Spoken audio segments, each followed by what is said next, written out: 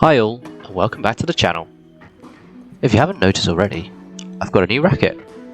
I've recently switched from my Head Graphene 360 Plus Speed MP, wow that's a mouthful, to a Yonex Ezone 100. I really like this racket. It does feel generally very comfortable to hit with and offers a lot of easy power, particularly on my forehand.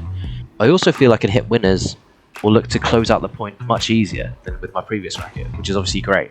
I've only obviously played with this racket for about an hour or so, but there were a couple of things which were quite obvious from playing with it. The first thing is power.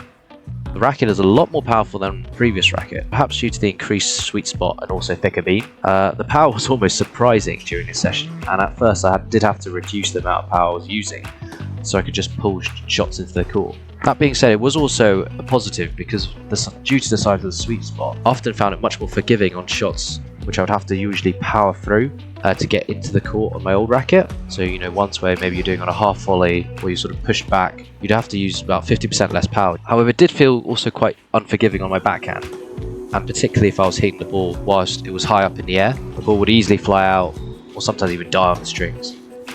Part of this is probably also due to my backhand technique. I've recently changed from a single-hander back to a two-hander, so there's obviously some work that's needed there. Overall, although the extra power is nice, I think it means I have to add a bit more spin on my shots to balance it out. Additionally, I feel that I will need to be a bit more precise with my striking and timing, or else there's potential for it to keep going out. So I guess it will make me a better player in the long term. Perhaps also I just need to get used to it, because obviously it's only 1 hour of playing with this racket, and maybe in 2 or 3 session time or even a week's time, I'll be saying something completely different. So let's see.